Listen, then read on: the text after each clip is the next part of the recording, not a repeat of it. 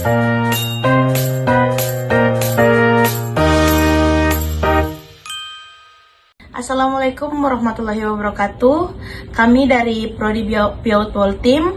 Hari ini kami akan mewawancarai guru ngaji sekaligus imam dari Masjid Inaton, Desa Bungkudai, Kecamatan Modaek Barat, Kabupaten Belamongondo Timur.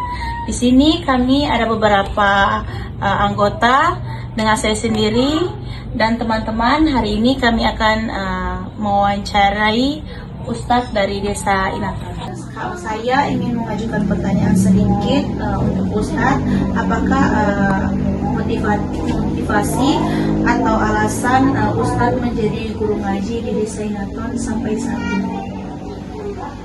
Yang alasan pertama, karena saya melihat waktu itu banyak anak-anak yang belum tahu membaca tulis Al-Quran, jadi ada inisiatif.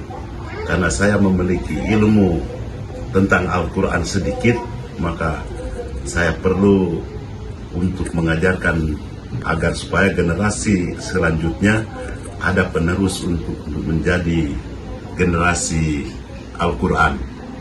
Yang pertama. Yang kedua, karena melihat di Desa Inaton ini sangat minim sekali guru ngaji di waktu itu.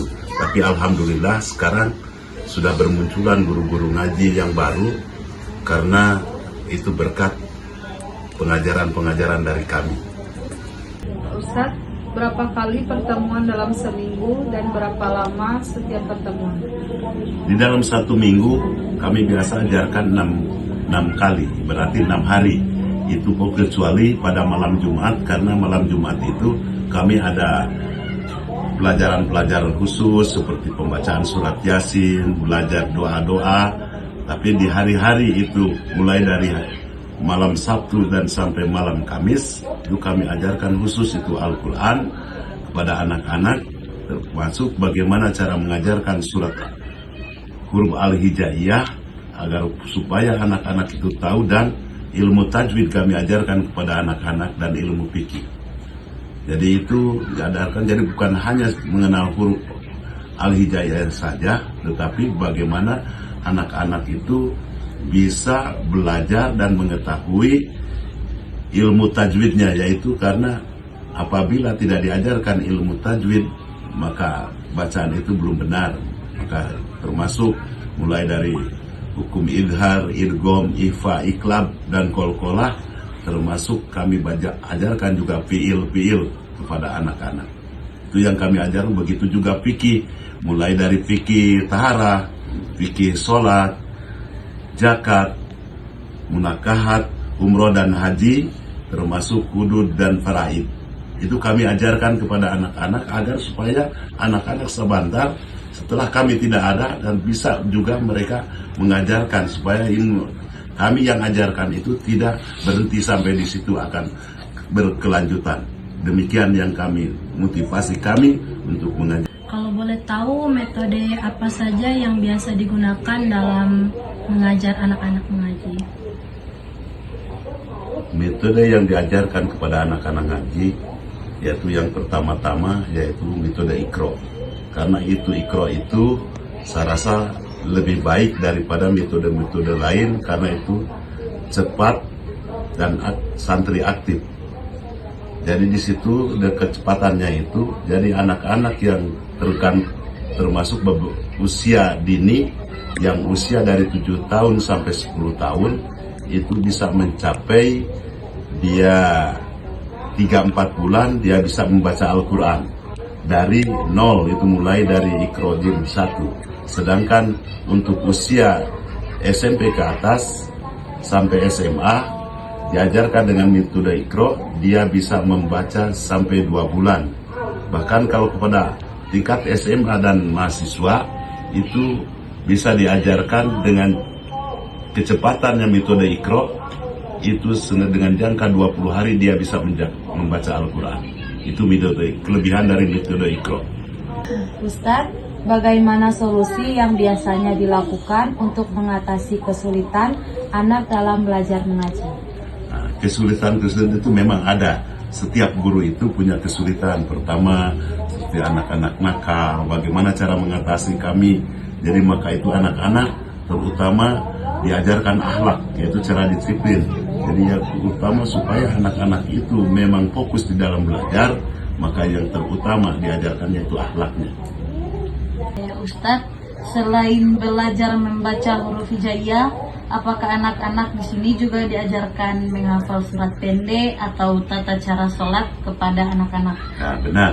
Jadi kami bukan hanya mengajarkan Al-Quran saja, tetapi anak-anak itu terutama diajarkan bagaimana cara praktek sholat dan juga mengajarkan ayat-ayat pendek, karena ayat pendek ini sering dipakai di dalam sholat. Maka itu perlu anak-anak itu belajar itu menghafal ayat-ayat pendek, karena di dalam sholat seringkali digunakan itu ayat-ayat yang pendek di dalam sholat itu. Jadi anak-anak mulai dari doa iftitah atau tata cara yang awal seperti cara bagaimana bertaharah, yaitu cara mengambil air wudhu, dia sampai dia membaca Al-Quran, belajar azan, dan sampai anak-anak itu bisa menjadi imam.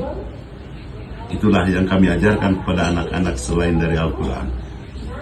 Ustadz, apakah ada kegiatan tambahan seperti peringatan hari-hari besar atau lomba-lomba dalam kegiatan hari Islam seperti itu? Ada juga di samping itu anak-anak, bahkan kami sering menggabungkan dengan jamaah-jamaah seperti memperingati Maulid Nabi, Isra Mi'raj. Baru ada juga setelah hari raya, ada juga itu disebut itu halal bihalal, maupun kegiatan seperti 1 Muharram. Bahkan kami seringkali mengadakan lomba, seperti lomba membaca ayat-ayat pendek, lomba azan, dan lomba itu seperti ada yang diajarkan di dalam fikih itu kami perlombakan kepada anak-anak agar supaya, dan kami akan berikan hadiah kepada anak-anak supaya memang motivasi ini, punya kegiatan ini bisa dia ada manfaat kepada anak-anak. Ustadz, apa harapan kedepannya untuk TPA di Inaton? Harapan kami TPA yang ada di sini yang lebih maju lagi dari sebelumnya. Bahkan kami inginkan punya gedung tersendiri untuk TPA yang ada di Desa Inaton. Karena apa? Kalau kita memiliki gedung sendiri, jadi harapan itu para santri ini juga kedepannya tidak ada lagi yang buta huruf Al-Quran. Jadi diharapan kami supaya umat Islam yang ada di sini, bahkan bukan cuma anak-anak, jadi kepada orang tua juga yang belum sempat belajar Al-Quran di masa itu, jadi ingin semuanya Desa Inaton ini bisa membaca Al-Quran seluruhnya. Jadi bukan cuma anak-anak, tetapi kepada generasi-generasi dan orang tua, dan kami siap menampung kepada orang tua, ibu-ibu, bapak-bapak yang belum sempat belajar di waktu itu. Kami sampai sekarang siap menampung dan untuk memberikan pelajaran Al-Quran. Bahkan bukan cuma itu, tapi seperti bagaimana orang-orang tua untuk belajar doa agar supaya mereka itu seperti contohnya orang tua meninggal, bukan hanya itu para imam, para jauh yang mendoakan kepada orang tuanya, dan dia sendiri bisa melaksanakan sholat untuk memimpin sholat waktu orang tuanya meninggal, bisa memandikan jenazah. Jadi bukan menggantungkan kepada para imam atau para ustadz yang ada. Jadi mereka bisa, itu harapan. Demikianlah yang kami berikan kepada para mahasiswa yang ingin mengetahui atau keadaan Desa Inaton tentang baca tulis Al-Quran, dan motivasi kami mudah-mudahan ini menjadi bekal dan mudah-mudahan ada bermanfaat kepada para mahasiswa yang memberikan pertanyaan-pertanyaan kepada kami, dan inilah yang dapat kami sampaikan. Lebih dan kurangnya kami mohon maaf. Wallahu muwaffiq ila muthoriq. Wassalamualaikum warahmatullahi wabarakatuh.